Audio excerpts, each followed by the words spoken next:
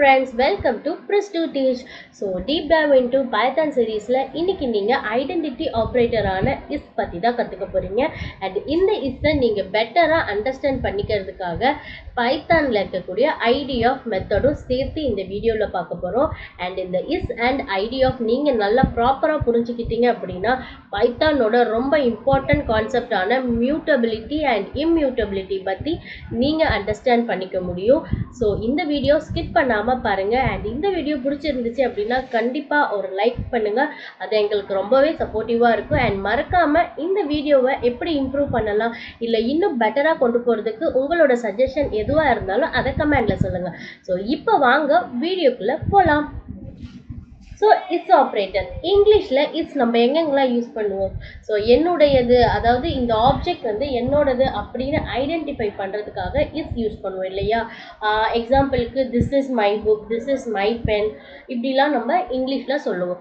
But python ப்ரோக்ராமிங்கில் its எதுக்காக use பண்ணுறாங்க அப்படின்னா, இப்போ ரெண்டு வேரியபிள் இருக்குது இல்லையா. ஸோ அந்த ரெண்டு வேரியபிளும் மெமரியில் ஒரே ஆப்ஜெக்டை தான் வந்து ரெஃபர் பண்ணுதா இல்லையா அப்படின்றத பார்க்கறதுக்காக இந்த இஸ் ஆப்ரேட்டர் வந்து நம்ம யூஸ் பண்ணுறோம். ஓகே, ஸோ இந்த இஸ் ஆப்ரேட்டரில் வந்து நம்ம என்ன செக் பண்ணுறோம் அப்படின்னா, மெமரியில் ரெண்டு வேரியபிளும் ஒரே ஆப்ஜெக்டை தான் ரெஃபர் பண்ணுதா அப்படின்றத செக் பண்ண போகிறோம். ஸோ அந்த ஐடி கண்டுபிடிக்கிறதுக்கு, அதாவது மெமரி அட்ரஸ் கண்டுபிடிக்கிறதுக்கு இந்த ஐடி ஆஃப் அப்படின்ற மெத்தட் யூஸ் பண்ண போகிறோம். ஸோ இந்த ஐடி ஆஃப் மெத்தட் பார்த்தீங்க அப்படின்னா ஒரு ஆப்ஜெக்டோட யூனிக் ஐடி. ஸோ உங்களுக்கு ஈஸியாக சொல்லணும்னா அட்ரஸ்ன்னு வச்சுக்கோங்களேன். ஸோ மெமரியில் வந்து ஒரு வேரியபிள் வந்து ஒரே அட்ரஸில் இருக்கக்கூடிய ஆப்ஜெக்டை தான் ரெஃபர் பண்ணுதா அப்படின்றத கண்டுபிடிக்கிறதுக்காக யூஸ் பண்ணுறது இந்த ஐடி ஆஃப்.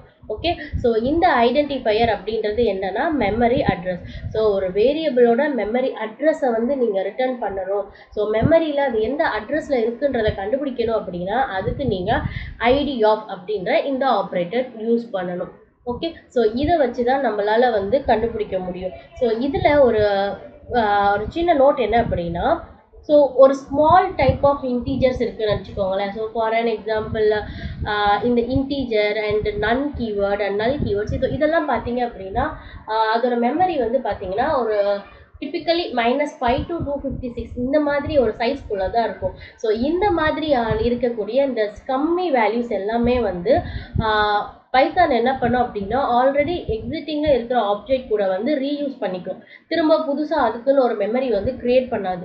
ஸோ ஸ்மாலர் ஆப்ஜெக்ட்ஸுக்கு வந்து Python might be use the same existing object. For an example, இப்போ நீங்கள் a = 10ன்னு வச்சுருக்கீங்க அண்ட் b = 10ன்னு கொடுக்குறீங்க அப்படின்னா, ஸோ அது ரெண்டு தடவை ஒரு ஆப்ஜெக்ட் வந்து கிரியேட் பண்ணாது. அதுக்கு பதிலாக ஆல்ரெடி இருக்கக்கூடிய அந்த a ரெஃபரன்ஸ்லேயே எடுத்துக்கும். ஏன் அப்படின்னா 10 அப்படின்றது ஒரு ஸ்மால் டேட்டா டைப் அண்ட் அதோட மெமரி அலோகேஷனுமே பார்த்தீங்கன்னா கம்மியாக இருக்கும். ஸோ அந்த மாதிரியான டைமில் வந்து பைத்தான் வந்து ஆல்ரெடி இருக்கிற ஆப்ஜெக்டை ரீயூஸ் பண்ணுது. And for larger data types இல்லைனா ஃபார் லார்ஜர் இன்ட், ஸோ இன்ட்டே வந்து நீங்கள் ரொம்ப ப்ரீஷியஸாக வந்து ஒரு பாயிண்ட்டுக்கு அப்புறம் ஒரு 28 நம்பர்ஸ் கொடுக்குறீங்க, அந்த அளவுக்கு எக்ஸாக்ட் பாயிண்ட்டில் நீங்கள் கண்டுபிடிக்கிறீங்க அப்படின்னா அந்த மாதிரி டைமில் அண்ட் ஸ்ட்ரிங் லிஸ்ட் இதெல்லாம் வந்து பார்த்தீங்க அப்படின்னா ரன் டைமில் தான் வந்து மெமரி அலோகேட் பண்ணும். ஸோ ஒவ்வொரு தடவையும் வந்து புதுசான ஆப்ஜெக்ட் தான் வந்து அசைன் ஆகும். ஸோ நான் சொன்ன கான்செப்ட்லாம் உங்களுக்கு புரிஞ்சிச்சா புரியலையான்னு எனக்கு தெரியல. பட் நீங்கள் இதை விஷுவலாக ப்ரோக்ராமில் பார்க்குறப்ப கண்டிப்பாக உங்களுக்கு புரியும். ஸோ வீடியோவை ஸ்கிப் பண்ணிடாதீங்க, வாங்க ப்ரோக்ராமில் போய் பார்த்துட்டு வரலாம். ஓகே, ஸோ ஃபர்ஸ்ட் இதுதான் ஃப்ரெண்ட்ஸ், நான் ஒரு குட்டி சாம்பிள் ப்ரோக்ராம் பண்ணியிருக்கேன். ஸோ இப்போ இந்த இடத்துல என்ன பண்ணியிருக்கேன், a = சொல்லி நான் ஒரு லிஸ்ட் வச்சுருக்கேன். அண்ட் நான் என்ன பண்ணியிருக்கேன், b = a அப்படின்னு சொல்லியிருக்கேன். அண்ட் அகெயின் சியில் பார்த்தீங்க அப்படின்னா ஒரே வேல்யூ தான் இருக்குது இல்லையா. ஸோ a = 1 2 3 தான், b வந்து a அண்ட் c = 1 2 3. ஸோ இப்போ நம்ம இதில் இருக்க ஐடி எல்லாம் ஃபஸ்ட்டு பிரிண்ட் பண்ணி பார்க்கலாம். ஓகே, ஸோ ஃபர்ஸ்ட் நம்ம ஒன்று பண்ணலாம். ஃபர்ஸ்ட் இந்த இஸ் ஆப்ரேட்டர் யூஸ் பண்ணி a b அண்ட் ac இது ரெண்டும் ஒரே வேல்யூவா அப்படின்றத ரன் பண்ணி பார்க்கலாம். ஸோ ரன் பண்ணி பார்த்தீங்கன்னா a இஸ் b-ஆ அப்படின்னு நம்ம செக் பண்ணதுக்கு ட்ரூ அப்படின்னு ஆன்சர் வந்திருக்கு. பட் a இஸ் c-ஆ அப்படின்னு செக் பண்ணப்ப ஃபால்ஸ்ன்னு வந்திருக்கு. இது எதனால அப்படின்றத இப்போ பார்க்கலாம். இதை அன்கமெண்ட் பண்ணிவிட்டு இப்போ ரன் பண்ணுறேன். ஸோ இப்போ வந்து பார்த்தீங்களா, இதுதான் வந்து ஐடி ஆஃப் வந்து ரிட்டர்ன் பண்ணியிருக்கு. ஸோ இதுதான் அட்ரஸ். ஓகேவா? ஸோ இப்போ மெமரின்றது ஒரு பெரிய ஆப்ஜெக்ட் இல்லையா, அதில் ஏவோட அட்ரஸ் வந்து பார்த்தீங்க அப்படின்னா இந்த அட்ரஸ் லாஸ்ட்டில் 7264ன்னு முடியுது. ஸோ இதே சேம் அட்ரஸ் தான் பிக்கும் இருக்குது. பட் சிக்கு வந்து பார்த்தீங்க அப்படின்னா டிஃப்ரெண்ட்டாக ஒரு அட்ரஸ் இருக்குது இல்லையா. ஸோ இதனால தான் ஏ இஸ் பியான்றப்ப ட்ரூன்னு வந்திருக்கு அண்ட் ஏ இஸ் சி அப்படின்றப்ப ஃபால்ஸ்ன்னு வந்திருக்கு. ஸோ இப்போ இந்த இடத்துல என்ன ஆயிருக்கும்னு நான் சொல்கிறேன். ஸோ இப்போ மெமரின்றது இவ்வளோ பெருசாக இருக்குதுன்னு வச்சுக்கோங்களேன், இப்படி நிறையா இருக்குது. ஓகே, ஸோ நம்மளுக்கு என்ன ஆயிருக்கு அப்படின்னா இந்த ஃபஸ்ட்டு செல் இருக்கா, ஸோ இதில் வந்து 1 2 3 அப்படின்னு இருக்கு. ஓகே, ஸோ இப்போ நம்ம இந்த லிஸ்ட் வேல்யூவை எடுத்துகிட்டு போய் ஏக்கு வந்து அசைன் பண்ணுறோம்.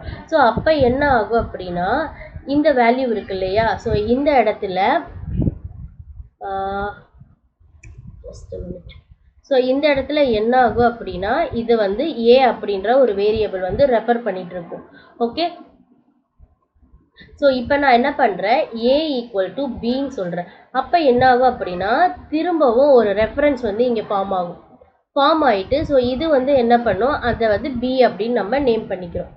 ஓகே, ஸோ அடுத்து நம்ம என்ன பண்ணியிருக்கோம், சி ஈக்குவல் டு 1 2 3ன்னு கொடுத்துருக்கோம். ஸோ அப்போ என்ன ஆகும் அப்படின்னா திரும்ப போயிட்டு ஒரு புது அட்ரஸில் ஒரு புது செல்லில் போயிட்டு இது உட்காரும். ஓகே, ஸோ திரும்ப இப்போ இது வந்து என்ன ஆகும் அப்படின்னா இந்த வேல்யூ வந்து சின்னு அசைன் ஆயிருக்கு. ஓகே, ஸோ புரியுதா? ஸோ இப்போ இதோட அட்ரஸ் வந்து லாஸ்ட்டில் இருக்க 7264. ஓகே, பட் இதோட அட்ரஸ் வந்து பார்த்தீங்க அப்படின்னா புதுசாக க்ரியேட் பண்ணதுனால 6464ன்னு இருக்குது. ஓகே, ஸோ இதுதான் வந்து இந்த இடத்துல நடந்திருக்கும். ஸோ ஏவோட அட்ரஸ் இதுதான், பி ஈக்குவல் டு ஏன்னு சொன்னதுனால அது புதுசாக ஒரு ஆப்ஜெக்ட் க்ரியேட் பண்ணாமல் ஜஸ்ட் ஏவை போயிட்டு அதை ரெஃபர் பண்ணியிருக்கு. ஓகே, ஸோ அதனால ஏவோட அட்ரஸ் அண்ட் பியோட அட்ரஸ் வந்து சேமாக இருக்குது. அண்ட் சி ஈக்குவல் டு புதுசாக ஒரு லிஸ்ட்டு நம்ம அசைன் பண்ணியிருக்கோம். ஸோ அதனால அது அடுத்த ஒரு செல்லில் வந்து வேல்யூஸ் வந்து ஸ்டோர் பண்ணியிருக்கு. ஸோ அட்ரஸ் வந்து நமக்கு டிஃபராக இருக்குது. ஸோ இதுதான் ஃப்ரெண்ட்ஸ் இஸ் அப்படின்ற கான்செப்ட். ஸோ இஸ் வந்து பார்த்தீங்க அப்படின்னா ஈக்குவாலிட்டி வந்து செக் பண்ணாது. ஓகே, அது வந்து ஐடென்டிட்டி செக் பண்ணும். அது என்னடா ஈக்குவாலிட்டி, அது என்னடா ஐடென்டிட்டி அப்படின்னு கேட்குறீங்களா? ஸோ அதுக்கு இன்னொரு எக்ஸாம்பிள் வச்சுருக்கேன். ஸோ வாங்க அந்த எக்ஸாம்பிள் பார்க்கலாம். ஸோ ஈக்குவாலிட்டி ஆப்ரேட்டர்னா உங்களுக்கு கண்டிப்பாக தெரிஞ்சிருக்கும். ஸோ டபுள் ஈக்குவல் டு தான் equality operator. And equality operator என்ன பண்ணும் அப்படின்னா ரெண்டு வேல்யூவும் சேமாக இருக்கான்றதை செக் பண்ணும்.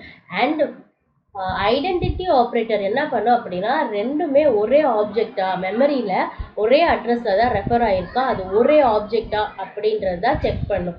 ஓகே, ஸோ அதனால அதை எப்படி நம்ம செக் பண்ணலான்னா இஸ் ஆப்ரேட்டர் யூஸ் பண்ணி செக் பண்ண போகிறோம். ஸோ இப்போ உங்களுக்கு இது பார்த்தோன்னே தெரியும் இது ரெண்டுமே ஒரே வேல்யூ தானே, ஸோ அப்போ இது ட்ரூ தானே வரும் அப்படின்னு நம்ம நினைப்போம். ஸோ இதை பிரிண்ட் பண்ணி பார்த்தீங்க அப்படின்னா ஏ ஈக்குவல் டு பியான்னு கேட்டால் true, but a is b அப்படின்னு செக் பண்ணுறப்ப ஃபால்ஸ்ன்னு வரும். ஸோ ஏன் அப்படின்னு உங்களுக்கே தெரியும், ஏன் அப்படின்னா ரெண்டோட ஐடியுமே வந்து டிஃபராக இருக்கும். இப்போ இது பிரிண்ட் பண்ணி பார்த்தா உங்களுக்கு அண்டர்ஸ்டாண்ட் பண்ணிக்கலாம். ஸோ பார்த்தீங்களா, ஸோ இது வந்து first value id of a and இது வந்து ஐடி ஆஃப் பி. ஸோ ரெண்டுமே பார்த்தீங்கன்னா டிஃப்ரெண்ட்டாக இருக்கும்.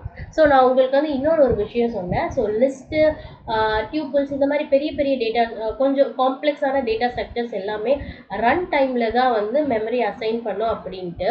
ஸோ அதுக்கு ஒரு எக்ஸாம்பிள் நான் இங்கே சொல்கிறேன் பாருங்களேன். இப்போ நான் சி ஈக்குவல் டு ஒரு சின்ன இன்டீஜர் 34 வச்சுருக்கேன்னு வச்சுக்கோங்களேன். அண்ட் நான் பி ஈக்குவல் டு திரும்பவும் நான் 34 கொடுக்குறேன். சாரி, இதை டின்னு வச்சுக்கலாம். So d equal to again நான் 34 அப்படின்னே கொடுத்துருக்கேன். ஸோ இப்போ இது ரெண்டுத்தோட அட்ரஸ் பிரிண்ட் பண்ணி பார்க்கலாம்.